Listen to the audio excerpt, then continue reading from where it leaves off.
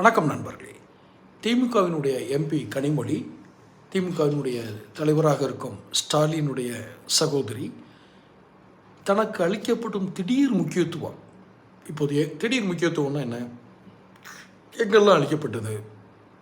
இந்த பதிவு போடுறதுக்கு முன்னாடி சேனல் சப்ஸ்கிரைப் பண்ணாதவங்க சப்ஸ்கிரைப் பண்ணிக்கோங்க, நோட்டிஃபிகேஷன் பில் பதிவு பண்ணுங்கள், அப்போ தான் என்னுடைய பதிவு உங்களுக்கு வந்து சேரும். சரி, இந்த திடீர் முக்கியத்துவம் எங்கெல்லாம் அளிக்கப்பட்டது அப்படின்னா, இப்போது துணை ஜனாதிபதி வந்தப்போ நடந்த சந்திப்பு, தேவர் ஜெயந்தியில் இதுவரைக்கும் இல்லாத அளவுக்கு கனிமொழியை முன்னிறுத்தி கொண்டு வந்தது, மற்ற சில சந்திப்புகள், பெரிய பிரமுகர்களுடைய சந்திப்புகளை கனிமொழியை வந்து அந்த இடத்துல உட்கார வச்சு அதை பிரதானப்படுத்துவது, இதெல்லாம் வந்து திமுகவினுடைய திடீர் போக்கு தான், மாற்றம் தான்.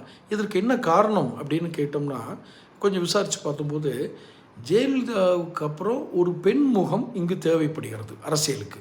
அப்போது நம்ம ஏன் கனிமொழி அதில் முன்னிறுத்தக்கூடாதுன்னு ஒரு இது ஒரு வாக்கு வங்கிக்கு உதவும்.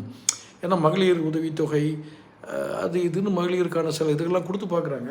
இதெல்லாம் வாக்குகளை மாற்றணுன்னா ஒரு பெண் முகம் வேணும். அப்போ அதுக்காக கனிமொழி ஒன்று. இன்னொன்று, தென் மாவட்ட வேட்பாளர்கள் தேர்வு குழுவில் தேர்வு செய்யக்கூடிய பொறுப்பு கனிமொழி கொடுக்கப்பட்டிருக்கு. ஏற்கனவே நம்ம சேனலில் போட்டிருந்தேன். இப்போ கனிமொழிக்கு முக்கியத்துவம் கொடுக்கறத பற்றி கூட நான் அந்த சேனல்லே போட்டிருந்தேன்.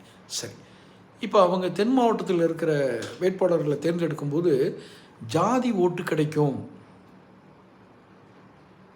அது என்ன ஜாதி ஓட்டு? அது எந்த ஜாதியை அவர் சேர்ந்தவராக கருதப்படுகிறாரோ அப்படித்தான். அதுக்குள்ளே நான் போக விரும்பலை. கனிமொழியினுடைய சாதியை சேர்ந்தவர்கள், அவர்கள் கனிமொழியை தங்கள் சாதி இனமாக அடையாளம் பார்க்கக்கூடிய மக்கள் தென் மாவட்டங்களில் அதிகம். அதனால் இந்த முகம் அங்கே போனால் நல்லாயிருக்கும் அப்படின்னு. ஆனால் கனிமொழி என்ன இருக்கிறார்னா குழப்பத்தில் இருக்கார். இது வாக்கு வங்கிக்கு தானா இல்லை வேறொரு தந்திரம் இருக்குது? என்ன, எப்படினாலும் உதயநிதியை தான் முதல்வராக கொண்டு வரணுங்கிறதுல தலைகீழ்னு தண்ணி குடிக்கிறாரு ஸ்டாலின். அது ஒரு வேளை தான் பார்க்குறாரு, மற்ற வேலை பார்க்காதனால தான் இத்தனை சீரழிவு தமிழ்நாட்டுக்குள்ளே நடக்குது. டாஸ்மார்க் ஊழல், நகராட்சியில் பனி ஊழல், மணல் ஊழல், அந்த ஊழல் இந்த ஊழல் எதையும் கண்டுக்காமல் அப்படியே உட்காந்துருக்கார். இப்போது அவருக்கு ஒரே விஷயம், உதயநிதியை எப்படியும் முதல்வராக்கணும் அப்படின்னா அப்போ ஏதாவது சலசலப்பு வந்துடக்கூடாதுங்கிறதுக்காக தான் நேற்று பொன்முடிக்கு ஒரு துணை பொதுச் செயலாளர் பதவியை கொடுத்தாரு. துரைமுருகன் தரப்புக்கு வந்து ஒரு மாவட்ட செயலாளர் ஒரு பையனுக்கு.